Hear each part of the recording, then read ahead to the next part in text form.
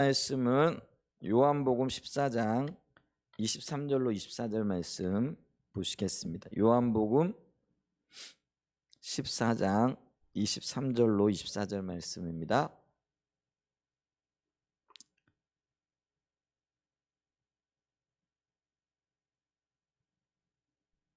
21절부터 볼까요? 21절.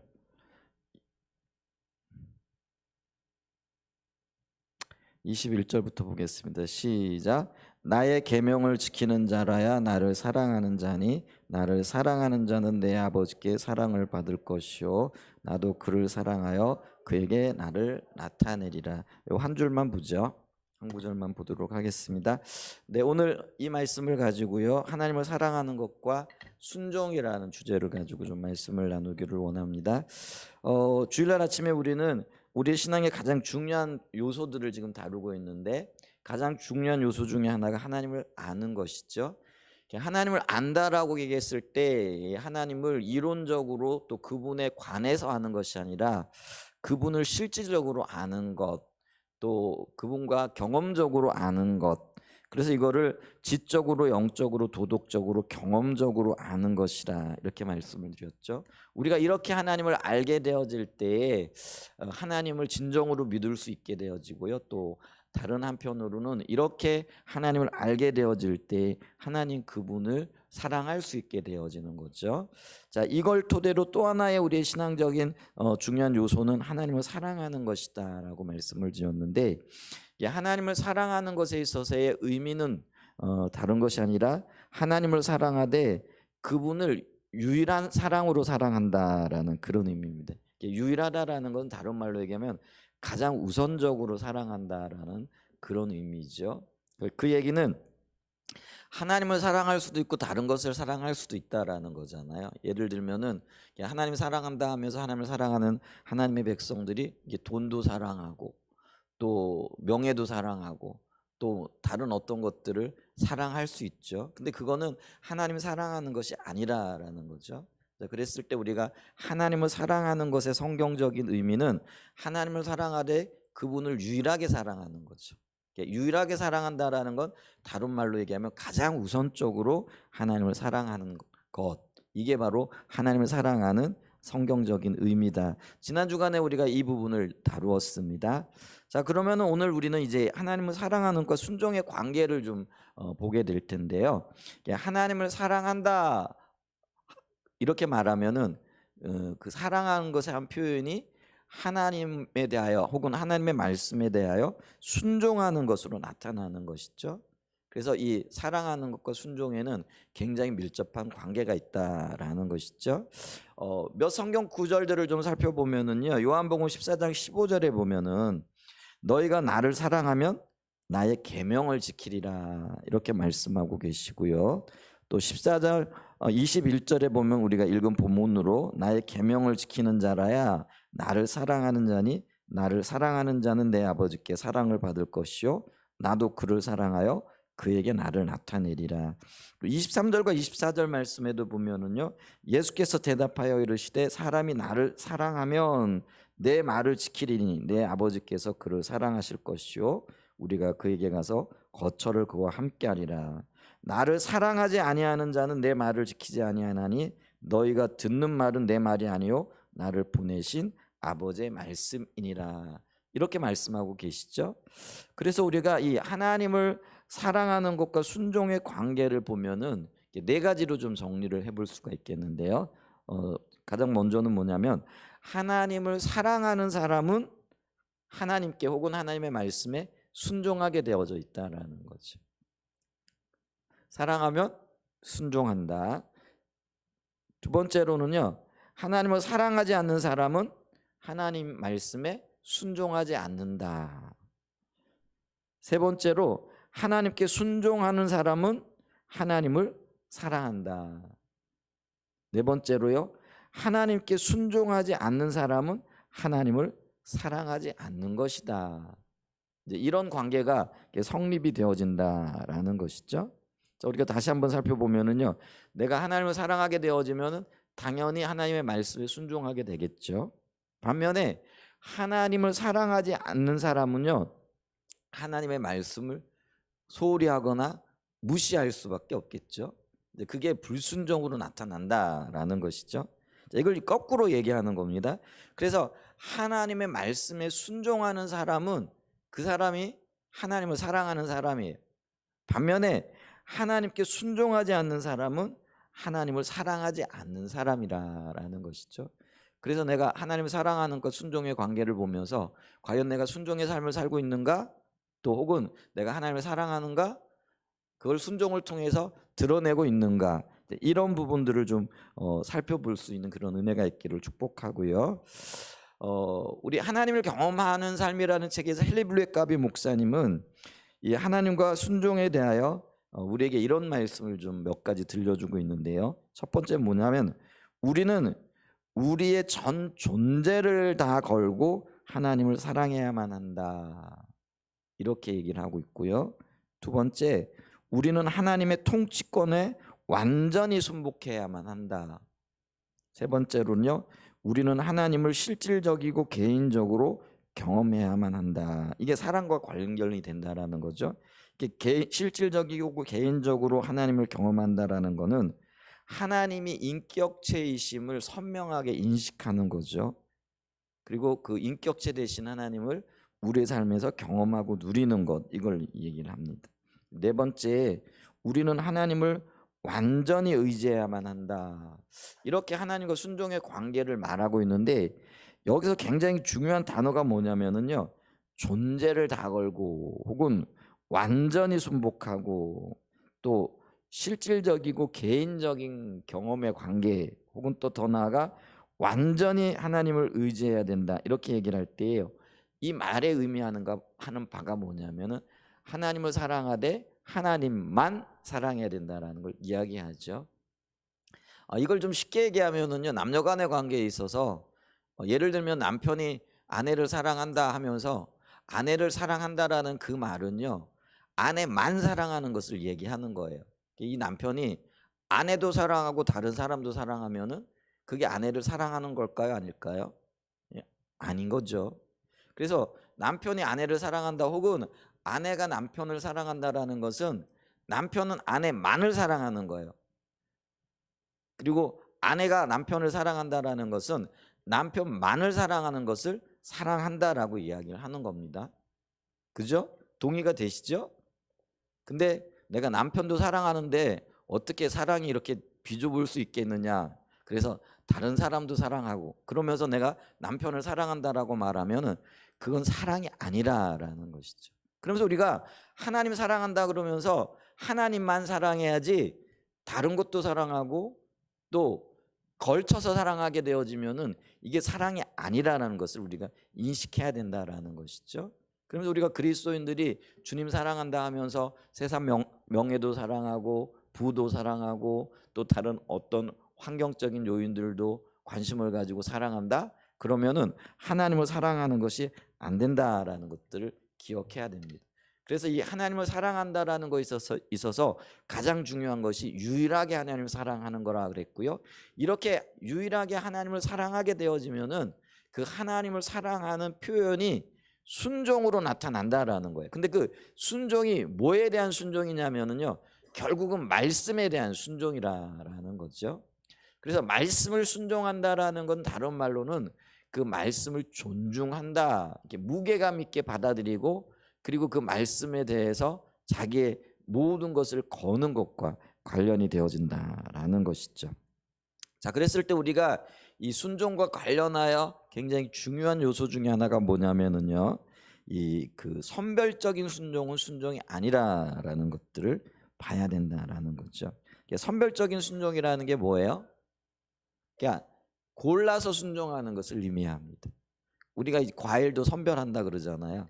좋은 과일, 나쁜 과일 골라내는 거죠. 자, 그랬을 때 이 순종이 말씀과 관련되어진다라고 했을 때 말씀에 대해서도 이게 내 마음에 들면은 혹은 내가 원하는 말씀이면 순종을 하는 거예요. 근데 반면에 이게 내 말에 혹은 내 환경에 맞지 않는 거라 생각하면은 그거를 순종하지 않는 거죠. 이걸 가르쳐서 선별적인 순종이라 이렇게 얘기를 합니다. 그러니까 오늘날 많은 그리스도인들이 어떤 생각을 하고 있느냐면은요, 자기가 원하는 것만을 순종하고 또 원하는 만큼만 하나님과의 사랑의 관계 가운데 있다라는 것이죠. 그래서 우리가 이런 순종 혹은 이런 원함들은 하나님 보실 때는요, 온전하지 않을 뿐만 아니라 불순종으로 보고 계시다라는 것이죠. 여러분이 선별적인 불순종, 그러니까 선별적인 순종은 성경은 뭐라고 얘기를 하느냐면요, 불순종이라 이렇게 얘기를 하고요. 이렇게 선별적인 불순종, 선별적인 순종을 하게 되어질 때 버림을 받게 되어지는 그런 계기가 되어질 수도 있다라는 거죠. 우리가 성경 사무엘상 15장을 보면은요, 이스라엘의 사울 왕의 이야기가 나타납니다. 근데 이 사울 왕의 이야기가 불순종과 관련하여 하나님으로부터 버림받게 되어지는 그런 좋은 예를 우리에게 제시해주고 있다라는 거죠. 자, 사무엘상 15장 3절을 보면은요, 하나님께서 지금 사울 왕에게 어떤 명령을 내리시는데요. 그 명령이 뭐냐면은, 자, 이렇게 말씀하고 계시죠. 지금 가서 아말렉을 쳐서 그들의 모든 소유를 남기지 말고 진멸하되 남녀와 소아와 젖먹는 아이와 우양과 낙타와 나귀를 죽이라 하셨나이다 하니, 이게 사무엘이 사울 왕에게 가가지고 지금 하나님께서 사울 왕에게 이런 명령을 합니다. 그러면서 그 하나님의 명령을 지금 전해주고 있잖아요. 아말렉을 쳐라, 치되 그들의 모든 소유를 남기지 말고 진멸하라, 이렇게 얘기를 합니다. 오늘날 우리 구약의 신약적인 입장에서 보면은 하나님의 일하심들이 이렇게 이해가 되어지지 않지만은, 구약적인 관점에서는요, 하나님의 일하심이 이런 식으로 나타나고 있다라는 것을 보죠. 그때 시대적인 상황이나 문화적인 어떤 그 환경이 이런 식으로, 예를 들면 전쟁을 하고 전쟁을 했을 때도요, 모든 사람들을 죽이거나 또 모든 짐승들을 멸하거나 이렇게 진행이 되어졌다라는 것을 우리가 기억해야 됩니다. 자, 그래서 이 사울 왕이 이 하나님의 말씀을 듣고요, 전쟁터에 나갑니다.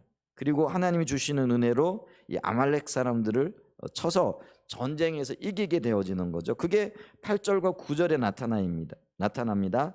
자, 아말렉 사람의 왕 아각을 사로잡고 칼날로 그의 모든 백성을 진멸하였으되 사울과 백성이 아각과 그의 양과 소에 가장 좋은 것 또는 기름진 것과 어린 양과 모든 좋은 것을 남기고 진멸하기를 즐겨 아니하고 가치 없고 하찮은 것은 진멸하니라.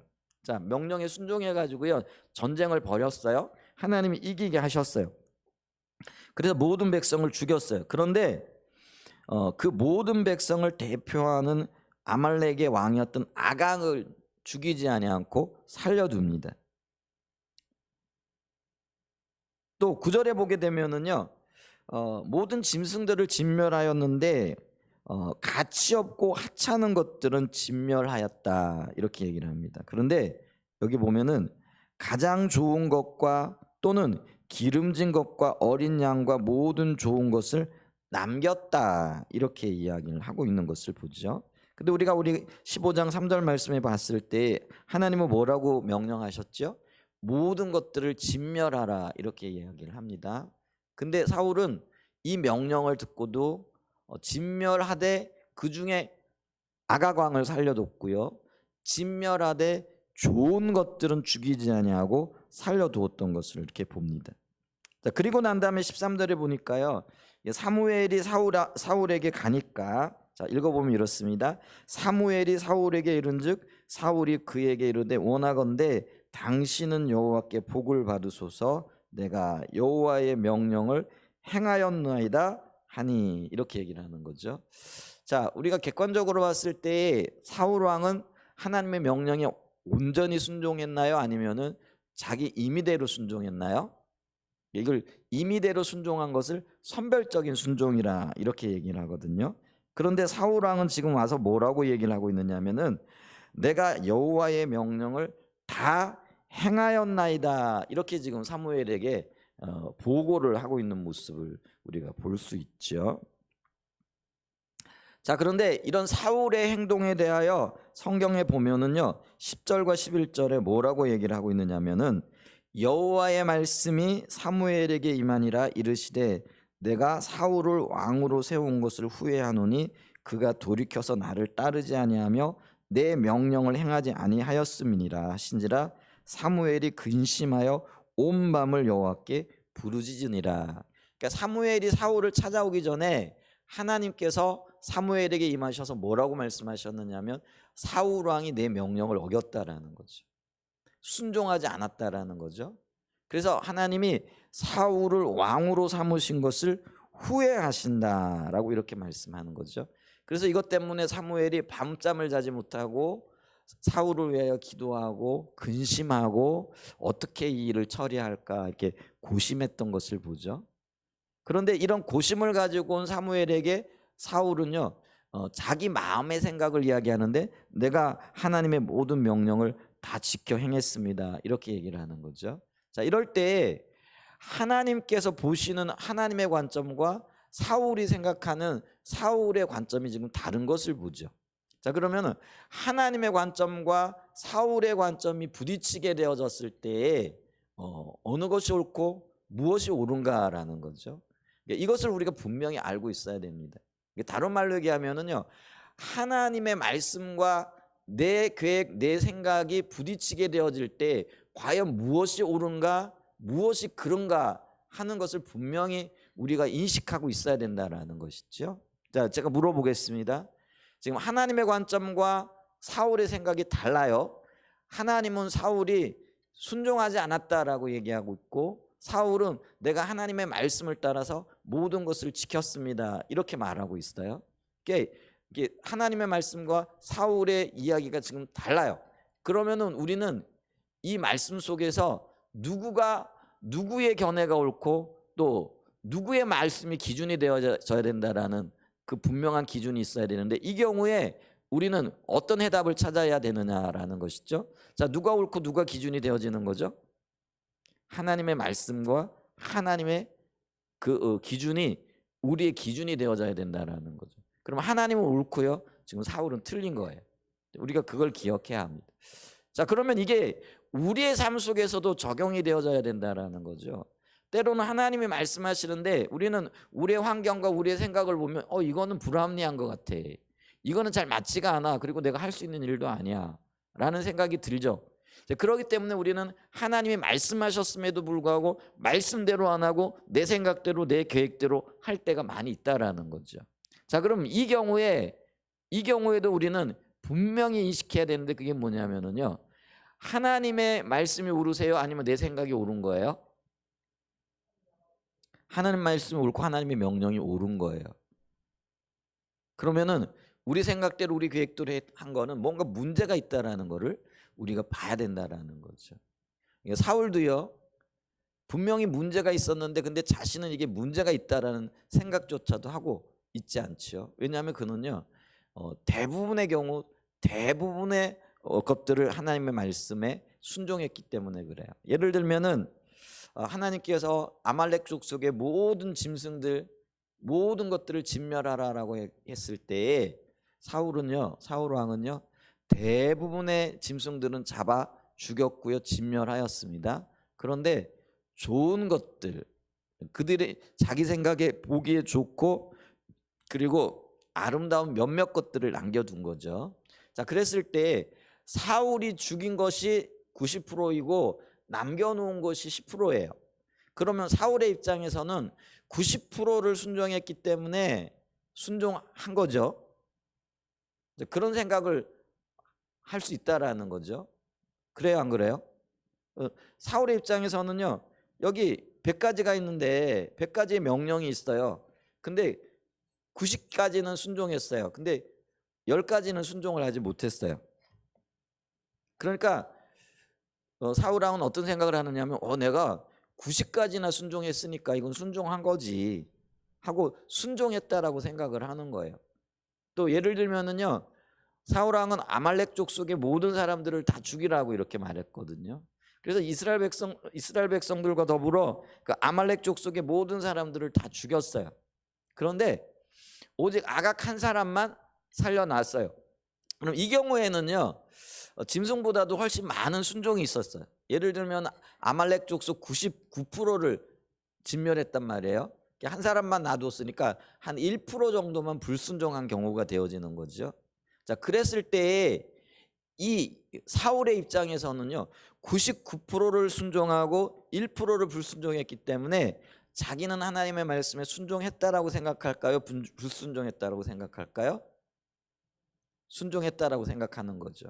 그러니까 사울은 내가 여호와께서 명령하신 모든 것들대로 순종했습니다, 이렇게 이야기를 하는 거죠. 자, 그런데 하나님께서는요, 지금 사울이 99% 순종하는 이것을 보고 계신 게 아니라 1% 불순종한 것을 보고 계시다라는 거예요. 자, 사울이 짐승들을 진멸하되 90% 순종한 이것이 아니라 10% 불순종한 것을 보고 계시다라는 거예요. 자, 그럼 이제 우리가 이런 생각이 드는 거예요. 야, 하나님 되게 옹졸하신 분이다. 너무 엄격하신 분이다. 아니, 우리가 살다 보면은 하나님의 말씀이 있음에도 불구하고 순종하려고 했는데 조금 몇 가지 불순종한 거, 그것 가지고도 우리에게 그렇게 불순종했다고 야단을 치시고 벌 주시고, 그렇게 하나님이 뭘 인정하신 분이야? 이제 이런 생각을 하기 쉽다라는 거예요. 근데 여러분, 우리가 이걸 기억해야 됩니다. 그게 뭐냐면 하나님은요, 지금 행위에서의 순종 여부를 얘기하고 있는 게 아니에요. 그러니까 99% 행위를 봤을 때 완전히 순종했죠. 근데 그러면 하나님이 보시는 건 뭐냐면요, 행위에서의 순종이 아니라 마음의 자세에서의 순종을 보고 계시다라는 거예요. 자, 그러면은 이 마음의 자세에서 순종을 보실 경우 사울이 지금 하나님 앞에 불순종하는데 어떤 마음의 자세와 태도를 가지고 있었느냐라는 거예요. 이게 굉장히 중요한 거예요. 그리고 그것이 만약에 0.1%밖에 안 된다라고 할지라도, 행위에 있어서는 0.1%밖에 불순종이 안 된다라고 할지라도요, 마음에서의 그 순종의 불순종의 프로테이지는요 훨씬 더 높아질 수 있다라는 것들을 우리가 기억해야 된다라는 거죠. 자, 이 경우 사울은요, 왜 아각 왕을 살려두었는가 했을 때 그 마음에 숨겨진 동기를 봐야 돼요. 마음의 자세를 봐야 되는데요, 고대 전쟁에서는요, 백성들이 아무리 많아도 별로 의미가 없어요. 그러면은 그 백성들의 왕을 사로잡거나 그 왕의 항복을 받아내게 되어지면은요, 전쟁에서 완전히 승리한 거죠. 그래서 이 왕이 그만큼 중요한 거예요. 그래서 왕을 사로잡아서 자기 백성들, 그러니까 이스라엘 백성들 앞에서 목을 밟거나 아니면 승리했다라는, 그러니까 전리품으로서의 승리했다라는 것에 가치가 있는 거예요. 그래서 이 사울 왕은요, 하나님의 명령에 순종하는 것보다 아각 왕을 잡아가지고 와가지고 그 아각 왕을 머리를 베거나 아니면 발로 밟음으로써 내가 이 전쟁에서 승리했다는, 그러니까 자기의 이름을 드러내고 또 자기의 영광을 나타내고자 하는 그 마음에 욕심이 있었다라는 거예요. 그러니까 이 사울은요, 지금 하나님의 명령에 순종하는 것보다 자기의 명예와 자기가 전쟁에서 승리하고 자기의 힘과 자기의 이름이 온 땅에 떨쳐지는 것, 자기의 명예가 높아지는 것에 대하여 훨씬 더 큰 마음이 있었다라는 거예요. 자, 이런 마음이 있었기 때문에 사울은 지금 불순종을 하는 거예요. 그러니까 이런 마음의 불순종, 이런 마음의 동기를 가지고 하나님 앞에 섰을 때 그가 행한 행위가 1%밖에 안 되고 심지어는 0.1%밖에 안 된다라고 할지라도 하나님 보실 때는 완전한 불순종으로 보신다라는 거예요. 반면에 우리가 성경을 보면은요, 아브라함의 이야기가 나와요. 아브라함에게 하나님께서 뭐라고 말씀하시느냐면은, 너는 가나안 땅에 살되 어떤 일이 있어도 가나안 땅을 떠나가지 말아라, 이렇게 명령을 하세요. 그런데 아브라함의 때에 그 지역에 굉장히 큰 흉년이 이렇게 들게 되는 거죠. 이 아브라함은요, 가나안 땅에 원래 이 지리적으로나 아니면은 그 기후적으로 볼 때, 혹은 땅의 어떤 특성을 보게 될 때 비가 오지 않는다든지 아니면 흉년이 들게 되어지면은요, 이게 먹을 것을 얻기가 굉장히 힘든 거죠. 그러니까 아브라함이 가만히 보니까요, 이렇게 앉아 있다가는 이 흉년에 먹을 것이 없어가지고 온 가족이 다 굶어 죽게 생겼다라는 그런 위기감을 느끼게 되어지는 거죠. 그래서 그는요, 하나님이 가나안 땅을 떠나지 말라라고 말씀하셨음에도 불구하고 그는 식구들을 데리고요, 그리고 그의 모든 소유를 이끌고 어디로 가느냐면은 애굽으로 갑니다. 근데 뭐 애굽에는 나일강이 있고 물이 풍부하고 그래서 웬만한 어떤 기후, 가뭄 뭐 이런 것들에 영향을 받지 않죠. 그리고 실제로 그 애굽에는 식량 때문에 어려움을 겪지 않고 있었던 것을 봅니다. 자, 그러면은 우리가 이 경우에 아브라함이 하나님의 말씀을 불순종하고 모든 가족들을 그리고 모든 가축들을 다 데리고 애굽으로 내려간 것은요, 이 경우 같은 경우는 아브라함이 하나님의 말씀에 행위로는요 100% 불순종한 경우가 되어집니다. 그렇죠? 그런데 이 행위에 있어서 100% 불순종한 아브라함에게 하나님은 네가 불순종했다 이렇게 말씀하지 않으세요. 오히려 그 불순종한 아브라함이 위기에 처했을 때 하나님이 오셔서 도와주세요. 그래서 어떤 위기에 처했느냐면요, 이 불순종하여 가게 되니까요, 이게 우리가 그걸 기억해야 됩니다. 왜 불순종이 그 우리의 삶에 그리고 또 그 하나님께서 우리에게 순종의 삶으로 나오라고 말씀하시냐면요, 불순종하게 되어지면은 하나님의 보호와 하나님의 생명이 거치게 되어져요. 하나님의 자녀들은요, 하나님과 동행하는 삶을 살아야 되는데 불순종하게 되어질 때 우리가 하나님을 떠나게 되어지고요, 하나님을 떠나게 되어지면은 거기에 이게 하나님의 보호와 하나님의 생명이 거치게 되어지는 거예요. 아브라함도 마찬가지였어요.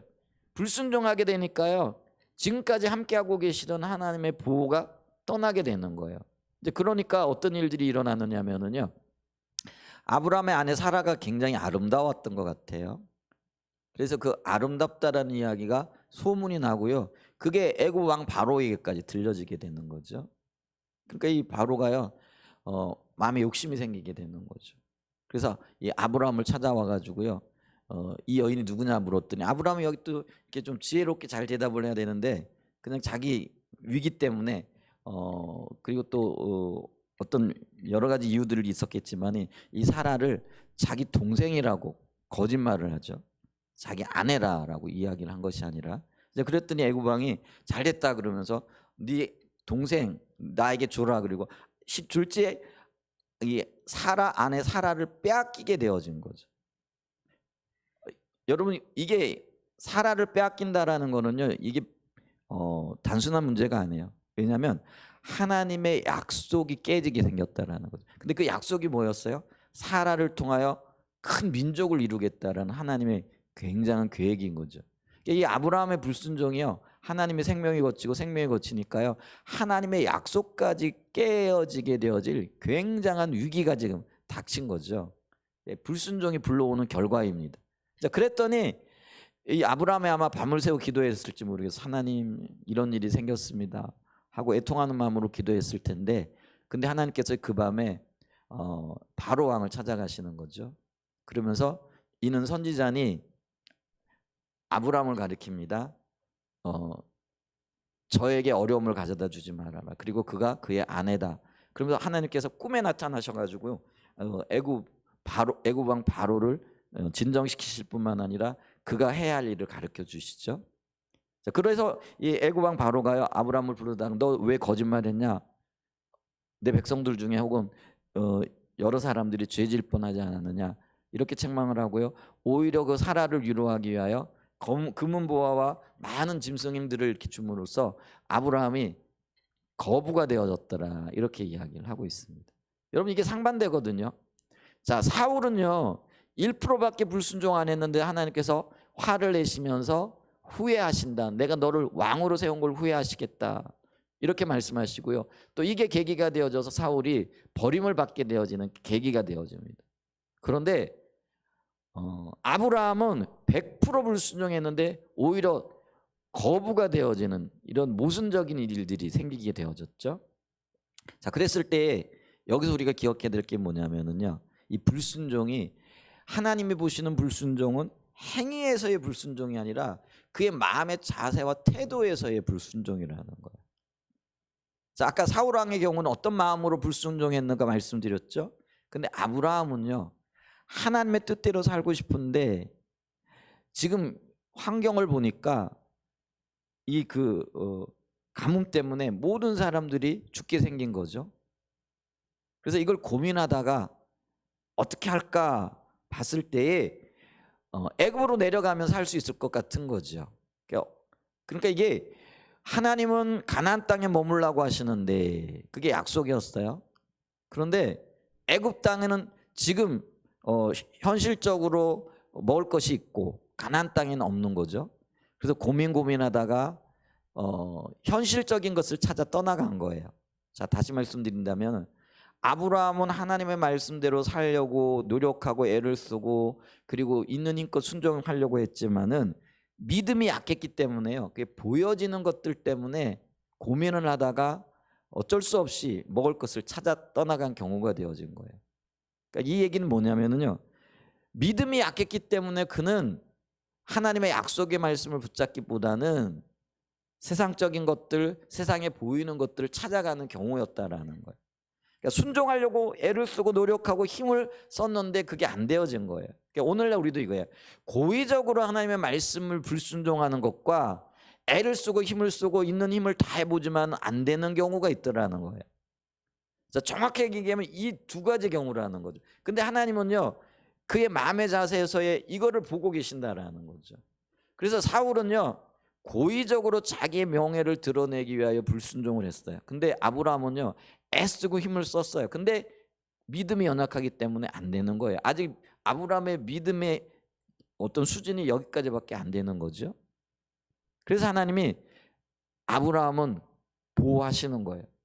그리고 그 아브라함이 믿음의 훈련을 받도록 그 길을 열어주시는 거죠. 그래서 우리가 이 순종의 영역에서 분명히 기억해야 될 게 있는데, 그게 뭐냐면은 하나님은 우리의 마음에서의 온전한 자세, 온전한 순종을 원하고 계시다라는 것들을 기억해야 합니다. 그런데 사울은요, 이 선별적인 순종을 했어요. 근데 마음의 자세에 있어서 하나님을 보실 때에 굉장한 그 불순종의 마음을 가지고 있었다라는 것이죠. 그래서 우리가 고의적으로 혹은 하나님의 그 이름과 하나님의 영광보다는 자신의 명예와 자신의 이름을 높이기 위한 선별적인 순종을 하게 되어질 때 그거는 완전한 불순종에 해당되어진다라는 것들을 기억해야 합니다. 그래서 하나님께서는요, 이 하나님의 말씀에 대하여 온전한 순종을 요구하고 있고요, 전적인 순종을 추구하고 계시다라는 것이죠. 우리가 마태복음 5장 48절에 보면은요, 하나님께서 우리에게 이렇게 말씀하세요. 제자들에게 주시는 말씀인데요, 그러므로 하늘에 계신 너희 아버지의 온전하신 것 같이 너희도 온전하라, 이렇게 말씀하시는 거죠. 여러분, 아까도 말씀드렸지만은 이 온전하다라고 얘기했을 때 우리가 이거를 행위에서의 온전함으로 이해하게 되어지면은요, 우리는 그 누구도요, 이 땅에 살아가면서 온전해질 수 있는 사람이 없다라는 거죠. 그냥 천국에 가서나 되어질 일이다, 이렇게 보시면 되는 거죠. 그런데 하나님께서 그러면은 천국에 가서나 되어질 그 일들을 지금 제자들에게 말씀하고 계시는가? 그건 아니라는 거예요. 그러면 하나님이 이 말씀을 하시는 이유는 뭐냐면은요, 그것이 우리가 추구해야 할 삶의 방향이라는 것들을 말씀하고 계시다라는 거예요. 자, 그랬을 때 이 온전함이 아까도 말씀드렸지만 우리의 마음의 자세에서의 완전함이에요. 그럼 이런 마음의 자세와 우리의 태도에서의 온전함을 갖고 있으면은요, 우리가 이 땅을 살아갈 동안에 주의 은혜와 주의 능력을 우리가 기대하면서 우리의 행위에 있어서도 온전하기를 추구하고 또 그런 삶의 가치관을 가지고 그렇게 하나님을 따라가기 위하여 은혜를 구하며 달려간다라는 거예요. 지금 그거를 지금 말씀하고 계시다라는 것이죠. 그렇기 때문에 이 사도 바울은요, 예수님의 마음과 하나님의 마음을 누구보다도 잘 이해하고 있었다라는 거죠. 그렇기 때문에 그가 삶의 자세로서의 온전함뿐만 아니라 그의 생활에서의, 그리고 삶의 모든 목표와 추구로서의 삶에 있어서의 온전함도 그는 추구했다라는 거죠. 그리고 그걸 가르쳤다라는 거죠. 에베소서 4장 11절에 보면은요, 사도 바울이 이렇게 얘기를 해요. 그가 어떤 사람은 사도로, 어떤 사람은 선지자로, 어떤 사람은 복음 전하는 자로, 어떤 사람은 목사와 교사로 삼으셨으니 이는 성도를 온전하게 하며 봉사의 일을 하게 하며 그리스도의 몸을 세우려 하심이라. 우리가 다 하나님의 아들을 믿는 것과 아는 일에 하나가 되어 온전한 사람을 이루어 그리스도의 장성한 분량이 충만한 데까지 이르리니. 여기서 중요한 단어가 뭐냐면요, 온전한 사람이 되어져서 그리스도의 장성한 분량이 충만한 데까지 하게 하기 위함이라, 이렇게 이야기를 하고 있다라는 거죠. 그래서 사도 바울은요, 이 온전함의 영역에 있어서 그것이 우리의 마음의 자세와 태도에서의 온전함이라는 걸 알고 있었어요. 그러나 그것이 마음의 자세고 태도이기 때문에 우리가 마음만 그렇게 먹고 있으면 된다, 이렇게 얘기하지 않았어요. 이렇게 마음을 먹은 사람은요, 그 마음 먹은 것이 삶에서 나타나고 이루어지고, 그리고 그런 삶을 추구하고 목표를 두고 달려간다라는 그런 의미예요. 아멘. 그래서 이게 어떤 의미에서 보면은요, 우리의 삶의 가치가 어디를 추구하고 있는가, 그리고 추구할 뿐만 아니라 그런 삶을 위하여 우리가 달려가야 할 것에 대한 것까지도 포함하고 있다라는 것들을 기억해야 된다라는 거죠. 골로새서 1장 28절에도요, 우리가 그를 전파하여 각 사람을 권하고 모든 지혜로 각 사람을 가르침은 각 사람을 그리스도 안에서 완전한 자로 세우려 함이니. 여러분 보세요. 사도 바울이 복음을 전하고 그 전한 복음을 통하여 사람들을 그리스도께로 돌이키는 그 목적도 어떤 이유가 있느냐면요, 그 각 사람을 그리스도의 지혜로 또 그리스도 안에서 온전한 자로, 완전한 자로 세우려고 하는 목표가 있었다라는 것이죠. 사도 바울은요, 전도할 때도요, 분명한 목적이 있었는데, 내가 전도하여 예수 믿게 되어진 그 사람이 그리스도의 성품을 닮은 온전한 사람이 되어지기를 원했다라는 거죠. 그리고 그 일을 위하여 그가 할 수 있는 모든 것들을 다 했다라는 것을 말씀해 주고 있다라는 것이죠. 그래서 우리가 여기서 기억해야 될 게 있는데, 그게 뭐냐면요, 29절에 보면 이렇게 얘기를 해요. 골로새서 1장 29절에 자, 내가 전한 그 사람이 완전한 그리스도인으로 세워지기 위하여, 이를 위하여 나도 내 속에서 능력으로 역사하시는 이의 역사, 성령의 역사죠. 성령의 은혜와 성령의 역사를 따라, 여기 보세요, 힘을 다하여 수고하노라, 이렇게 얘기를 하는 거죠. 자, 여기서 우리가요, 이 온전함에 대한 균형을 볼 수 있어요. 하나님께서 완전하라, 그리고 하나님께서 우리에게 보시는 것이 우리의 마음의 자세와 태도에 있어서의 완전함이라고 이렇게 얘기를 했죠. 근데 이 우리의 마음의 자세와 태도에서 온전하게 되어지면은요, 사도 바울과 같은 삶의 자세가 나오게끔 되어져 있다라는 거예요. 그게 당연한 거예요. 그래서 사도 바울은요, 이런 일들을 감당하고 또 이런 일들을 전하고 또 이런 일들이 내가 전한 그 믿음의 사람들에게서 이루어지기를 위하여 내 속에서 능력으로 역사하신 이의 역사, 성령의 은혜, 성령의 능력을 힘입었다라는 그런 의미가 되겠죠. 그래서 성령의 은혜를 구하며 성령의 능력을 따라서 내가 할 수 있는 온 힘을 다하여 수고하였다, 이 이야기를 하고 있는 거예요. 그러니까 우리가 이 온전함을 이해할 때 그게 마음과 우리의 심령의 문제이니까 뭐 삶에서는 그냥 열매가 없어도 돼, 그냥 살지 않아도 돼, 그냥 그게 별개의 일이야, 이렇게 생각해서는 안 된다라는 거예요. 사도 바울은요, 그 일을 위하여, 그의 삶에서 열매 맺기를 위하여 자신이 할 수 있는 모든 노력을 다 했다라는 거예요. 물론 우선순위의 문제예요. 성령의 능력 혹은 우리의 마음의 자세 없이 노력만 하게 되어지면 이게 율법주의가 되어지는 거예요. 그건 옳지 않은 거예요. 그런데 온전한 그리스도인 주님과의 관계가 하나님을 의도 그대로 하나님의 마음을 알고 하나님을 사랑하는 사람은요, 마음에서의 온전함뿐만 아니라 삶에서의 온전함을 추구하고 그것이 이루어지는 것이 그의 기쁨이 되어진다라는 거예요. 그걸 우리가 이해해야 된다라는 거예요. 그래서 사도 바울이 그렇게 살았어요.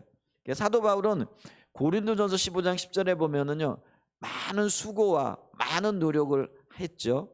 그런데 그 모든 수고와 노력이 그리스도의 은혜였다라고 이렇게 얘기를 합니다. 그러니까 이런 삶의 자세를 가지고 있는 사람은요, 그의 생애 가운데 많은 열매들이 맺히고 온전한 삶의 그런 역사들이 일어나지만은 그것이 나 때문에 혹은 내 능력으로 했다라고 말하지 않는다라는 거예요. 그게 주님의 은혜였고 주님의 능력이었고 주님이 함께 하셨기 때문에 그런 열매들이 거두어졌다, 이렇게 고백하게끔 되어져 있다라는 것이죠. 그래서 우리가 기억해야 됩니다. 하나님은 우리가 순종하기를 원하시는데 온전함으로 순종하기를 원하신다는 거예요. 근데 그 온전함에는요, 우리의 마음의 자세와 태도가 달라야 된다는 거예요.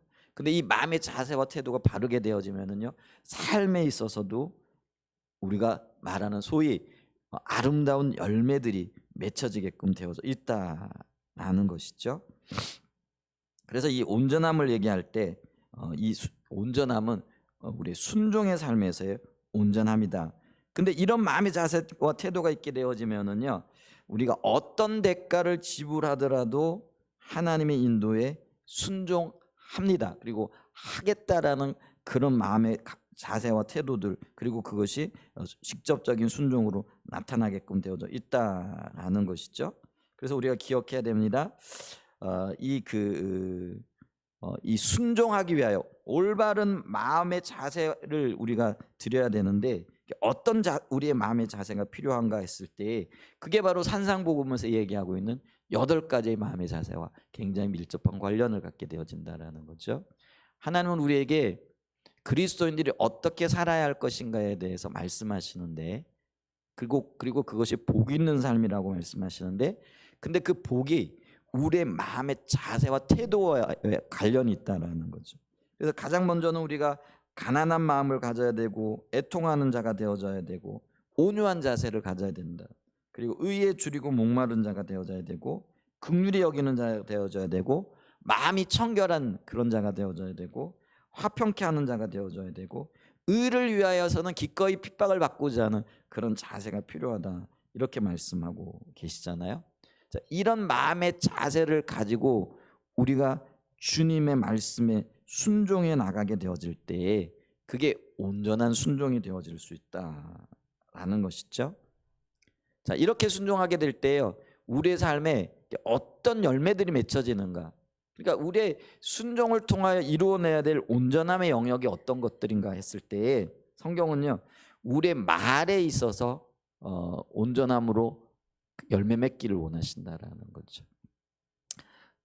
이 말이라는 게 굉장히 중요하잖아요.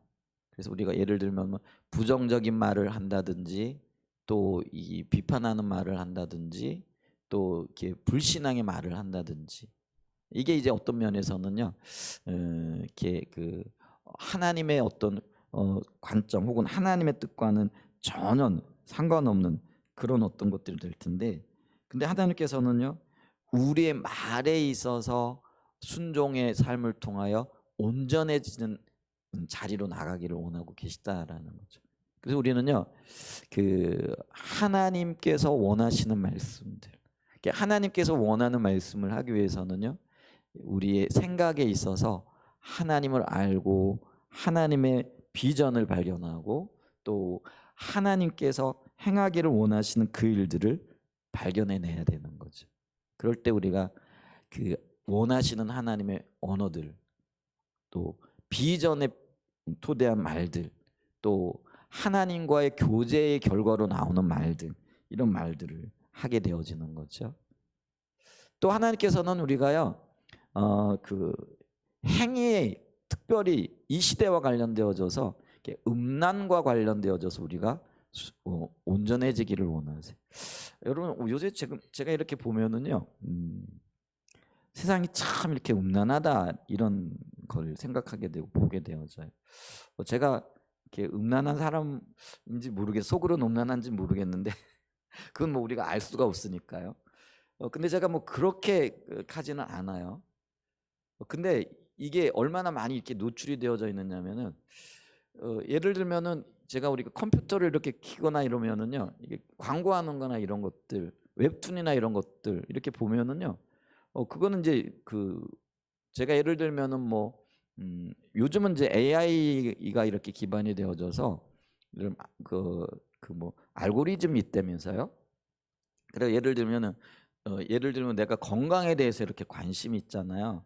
그러면은 어, 그 건강에 대한 어떤 것들을 우리가 인터넷을 하거나 아니면은 이 핸드폰을 이렇게 찾아보면은, 예를 들면 제가 유튜브에서 건강 관련 어떤 유튜브를 좀 보면은요, 이 AI가 그거를 추천을 해주는 거예요. 그래 내가 찾지도 않았는데 뭐 건강 관련되어진 유튜버들이라든지 뭐 이런 것들 착착착착착착착 연결이 되어지잖아요. 그죠? 이제 그게 이제 알고리즘이라 이렇게 얘기를 하고, 뭐 어떤 사람들은 예를 들면은 보석에 대해서 관심이 많다. 아니면 어디 가가지고 예를 들면은 뭐 이 쿠팡이나 이런 데 가가지고 이게 보석을 검색을 해봤다 그러면은 이 보석이 그냥 요즘은 그런 게 막 추천이 되더라고요. 어떤 보석이 또 어떤 뭐 예를 들면 물건을 사는 것도 어떤 한 특정한 물건을 했으면 그거에 대해 가지고 계속 추천이 이렇게 들어오는 거죠. 그죠? 근데 예를 들면 제가 이제 광고 이렇게 나와 있는 거예요. 얼굴결에 이렇게 광고 하나 잘못 건드렸어요. 그러면 광고 건드린 것 때문에요, 그와 관련되어진 것들이 착착착착착착 나오는데 어떨 때는 그게 음란과 관련되어진 것들도 이렇게 있더라고요. 야, 그러면서요, 야, 이게 원하지 않는데도 어떤 면에서는 강요되어지는 수많은 것들이 우리 안에 지금 노출이 되어 있고요. 잘못하다간 그런 것들에 빠지게 되어지면 헤어나지 못할 그런 지경에까지 빠져들게끔 되어 있는 지금 사회가 그렇다라는 것들을 보게 되겠더라. 그래서 지금요, 우리가 정신 바짝 차리지 않으면은요, 이 정신 바짝 차린다는 건 우리가 온전함에 이루고자 하는 그런 수고와 노력을 하지 않으면은요, 우리 자신도 모르게 이런 어떤 세상 풍조 속에 빠져들어갈 수밖에 없는 상황 가운데 있다라는 거예요. 그런데 성경은 우리가요, 예를 들면 음행, 또 뭐 온갖 그런 어떤 더러운 것들로부터 이렇게 온전함을 추구하라라고 이렇게 말씀을 하고 계시거든요. 그런 것을 벗어 던져야 돼요. 있는 그대로 내버려 두면 안 된다라는 것이죠. 그다음에 이제 뭐 형제와 화목한 것, 요즘 어떤 의미에서 보게 되면은요, 적극적으로 노력하지 않으면은요, 화해 이렇게 되기가 힘들더라고요. 주님의 은혜를 구하면서요, 이렇게 예를 들면 예전에는 우리가 시족 사회이기 때문에 뭐 형제들 이렇게 틀어져도요, 맨날 얼굴로 보니까 얼굴 보면 불편하잖아요. 그러니까 해결하지 않고는 안 됐어요. 근데 요즘은요, 저도요, 저희 형님 얼굴 본지, 큰 형님 얼굴 본 지는 몇 년 된 것 같아요. 그러니까 그쪽 가족들 본 지는 지금 몇 년 된 것 같아요. 뭐 작은 형님하고 누님은 몇 개월 전에 보고 이렇게 함께 고향도 다녀오기는 했는데, 이상하게 큰 형님하고는 지금 연결이 잘 안 되고 연락이 잘 안 돼. 얼굴 본 지가 지금 벌써 몇 년 된 것 같아요. 그러면은요, 뭐 불편함이 있을 수 있어요. 예를 들면은 뭐 이렇게 재산 문제 때문에라든지, 혹은 뭐 또 그런 여러 가지 이유들 때문에, 이 뭐 재산 문제라 그러니까 다른 생각하실까 봐. 우리는 이제 어머님이 물려주신 땅이 조금 있었네. 뭐 그건 이제 저희는 이제 포기를 했는데, 이제 근데 이제 그게 문제가 좀 되더라고요. 형제지간에는. 희한하대요. 젊었을 때는 그랬어요. 뭐 그거 우리 필요 없어요. 그냥 뭐 형님 가져가세요. 이렇게 했는데요, 이게 나이가 좀 되어가면서요, 그게요 생각나는 거 있잖아요. 그리고 그게요 문제가 되어지더라고요. 그러면 이제 필요 없어요 그랬으면 그거 땅을 팔든지 뭐 어떻게 하든지 자기 마음대로 할 수 있는 권한이 있는 거잖아요. 근데 그거에 대해서 의논 안 하고 뭘 했다, 그럼 그게 괜히 서운한 거죠. 제가 그렇다는 게 아니라요, 일반적으로 그런 일들이 일어나더라고요. 그렇게 되어지면은요, 서로 불편해지는 거죠. 그리고는 뭐 안 보고 살면 되지, 이렇게 되어지더라고요. 그럼 이런 상태 속에서 내버려 두면은요, 그게 어떤 문제가 생겨나느냐면은요, 하나님의 사랑이 흘러갈 수 없어요. 이게 정체되어져. 이게 정체되어지게 되면 어떤 현상이 나타나느냐면은요, 그게 썩게 되어지는 거죠. 결국은 그곳에서요, 영적인 문제가 생겨날 수밖에 없는 거예요. 그런데 그래서 성경에서는요, 이런 문제를 적극적으로 해결하라라고 말씀을 하고 계시거든요. 이게 적극적으로 해결하기 위해서는요, 예를 들면 뜬금없이 뭐 연락을 하고 그래가지고 불편했니, 뭐 옛날에 이미 벌써 해결되어졌던 그 얘기가 다시 거론되고, 이거 참 쉽지 않은 거잖아요. 근데 이런 것들을 우리가 좀 그리스도의 관점에서, 하나님의 관점에서 좀 해결하고자 하는, 그게 하나님 말씀 앞에서의 온전함. 왜냐하면 하나님께서 너희가 예물을 드리다가 형제에게 잘못한 것이 생각나거든, 어떻게 하라는 거예요? 그러니까 예배 드리다가 그게 생각나면 예배 드리기를 멈추고, 그 얘기는 뭐냐면은요, 형제하고 화목하는 그것이 어쩌면 예배 드리는 것보다도 훨씬 더 귀한 일일 수도 있다라는 것을 말씀해 주고 계신 거잖아요. 자, 그랬을 때 그러면 우리가 형제와 화목하기 위하여, 이게 주님이 보실 때 온전함인데, 그리고 그게 말씀에 대한 순종인데, 그 순종을 이루기 위하여 우리가 어떻게 해야 될 것인가, 이게 고민이 필요하더라는 거예요. 주님은 그걸 원하고 계신데, 그리고 우리가 이루어야 할 순종 영역이고 하나님 사랑하는 것이 순종으로 나타나는데, 그게 온전하게 이루어져야 할 영역이라는 거죠. 또 하나 이런 것도 있어요. 예를 들면 시간을 아끼는 것도요. 하나님이 세월을 아끼라라고 말씀을 하셨잖아요. 그러면 이것도 우리가 순종해야 될 영역이잖아요. 그러면 우리가 이 순종함이 온전함으로 나타나기 위해서 우리의 삶에서 허비되어지고 있는 것들이 무엇인가? 꼭 이게 물리적인 시간만을 얘기할 건 아니죠. 우리의 인생에 있어서 허비되어지고 있는 것들이 무엇이 있을까? 영원한 것들과 연결되어져서 이 소비되어지고 있고 허비되어지고 있는 것들이 무엇일까? 여러분, 우리가 그 영원한 것들이라는 거는 우리가 이 땅에 있을 때뿐만 아니라 하나님 앞에 섰을 그때에도 여전히 유효한 것들이에요. 여러분, 우리가 인생을 살아가면서요, 이 땅에 살아갈 때는 좀 필요할지 모르지만 하나님 앞에 서면은 전혀 쓸모없는 것들이 있어요. 그러면 하나님 앞에 섰을 때 쓸모없는 것들을 우리가 추구해야 될 것인가, 하나님의 앞에 섰을 그때에도 여전히 유효한 것들을 추구하고 그 유효한 것들에 우리가 시간을 들이고 우리의 삶을 들여야 될 것인가? 이건 자명하잖아요. 근데 우리가 그걸 구분하지 못하는 거예요. 그거를 우리가 주님의 관점에서 보지 못하는 거예요. 그러니까 우리가 엉뚱한 데 힘을 쓰고 있는 거죠. 그런 경우가 너무 많다라는 거예요. 그러니까 그런 영역에 있어서 주님은 우리에게 세월을 아끼라, 시간을 아끼라, 이렇게 지금 말씀하고 계시잖아요. 자, 그랬을 때 우리가 이걸 어떻게 해야 될 것인가? 어떻게 온전하게 순종할 것인가?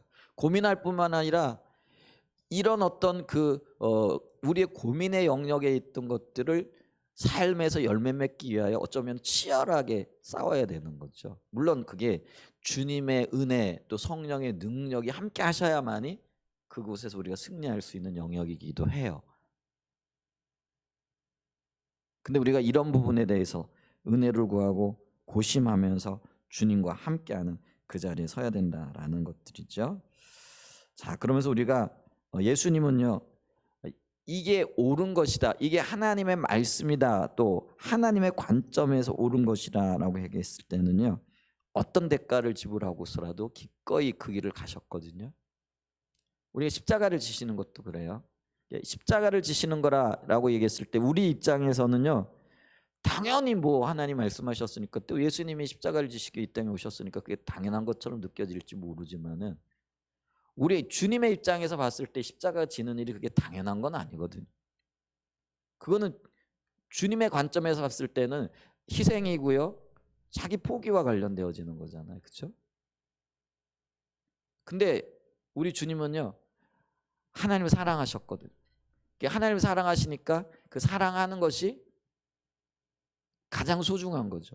그러니까 하나님 사랑이 소중하니까 그 소중한 것이 말씀에 대한 순종과 하나님의 뜻에 대한 순종으로 나타나는 거죠. 그게 온전함이잖아요. 그러니까 마음의 자세가 있으니까 자기 생명을 내어놓으면서까지 순종하는 온전함의 열매로까지 나가게 되어지는 거죠. 어떤 대가를 치르면서까지도. 자, 그래서 요한복음 15장 9절에 보면은요, 예수님께서 이렇게 말씀하세요. 아버지께서 나를 사랑하신 것 같이 나도 너희를 사랑하였으니 나의 사랑 안에 거하라. 내가 아버지의 계명을 지키고 그의 사랑은, 그러니까 예수님이 계명을 지키고 순종했던 게 뭐 때문이라고요? 아버지의 사랑 때문이라는 거죠. 그리고 나도 아버지를 사랑했기 때문이라는 거죠. 그러면서 우리에게 요구하시는 게 뭐냐면 같이 너희도 내 계명을 지키면 내 사랑 안에 거하게 될 것이라. 그래서 여러분 보십시오. 우리가 지금 그 사랑의 관계, 사랑과 순종의 관계를 살펴보면서 내가 예수님을 사랑한다라는 것은요, 그게 순종으로 나타나는 것으로 증명이 되어져야 된다라는 것들을 이렇게 이야기하고 있고요. 자, 그래서 우리가 이 순종의 삶으로 온전한 열매를 거두기 위해서는요, 두 가지가 이렇게 필요하죠. 그게 뭐냐면은요, 그 하나님을 사랑하는 자세가 우리 하나님을 사랑하는 마음이 나오지. 그러니까 우리의 순종이 온전해지려고 하면은요, 우리가 하나님을 사랑하지 않으면 안 된다라는 거. 그러니까 근데 이 하나님을 사랑하는 것이 유일하게 사랑해야 된다라고 말씀드렸죠. 가장 우선적으로. 그리고 또 하나는 뭐라고요? 우리의 온전한 자세, 마음의 자세에서의 사랑이고 순종이라는 거죠. 근데 이 온전한 마음의 자세가 어떻게 증명이 되어지느냐면요, 마음의 자세가 있게 되어지면은요, 삶이 따라오게끔 되어져 있다라는 거죠. 열매 맺게끔 되어져 있다라는 거죠. 이게 좀 거꾸로 추적해 보면은요, 우리 안에서 주님의 말씀에 대한 순종의 행위가 없으면은요, 사실은 마음이 없는 거예요. 마음이 있으면 순종으로 나타나는 거예요. 근데 이제 우리가 아브라함처럼 그런 경우는 있을 수 있어요. 따르기를 원하는데 애를 쓰고 힘은 썼는데 약해서 넘어지는 경우는 있어요. 그래서 하나님이 아브라함을 받아주신 거죠. 근데 사울처럼요, 아예 마음이 없는 경우가 있는 거죠. 그러니까 열매가 없는 거죠. 그랬을 땐 버림을 받을 수밖에 없다. 자, 오늘 우리가 어떤 자리에 있는가, 그리고 어떻게 살아야 할 것인가. 하나님을 사랑하면 그것이 순종으로 나타나는데, 이 순종에 있어서는 올바른 마음의 자세가 필요하고, 올바른 마음의 자세가 있으면은요, 그것이 열매 맺는 자리로 나가기 위하여 우리의 삶의 방향, 목표, 추구가 그렇게 초점이 맞춰져야 된다라는 것들을 기억할 수 있는 은혜가 있기를 축복합니다. 아멘. 그래서 이 하나님을 사랑하는 것과 순종 사이에는 밀접한 연관이 있고요. 다시 한번 정리를 하면은요, 하나님을 사랑하는 사람은 하나님의 말씀에 순종하게끔 되어져 있다. 거꾸로 얘기하면은요, 하나님께 순종하는 사람은 하나님을 사랑하는 사람이라. 다른 말로 얘기하면은요, 하나님을 사랑하지 않는 사람은 하나님 말씀에 순종하지 않는다. 하나님께 순종하지 않는 사람은 하나님을 사랑하지 않는 사람이다. 이 관계를 조금 우리가 깊이 있게 생각해보고 우리의 삶을 돌이켜 주님 앞에 설 수 있는 은혜가 있기를 예수님의 이름으로 간절히 축복하고 축원드립니다. 아멘.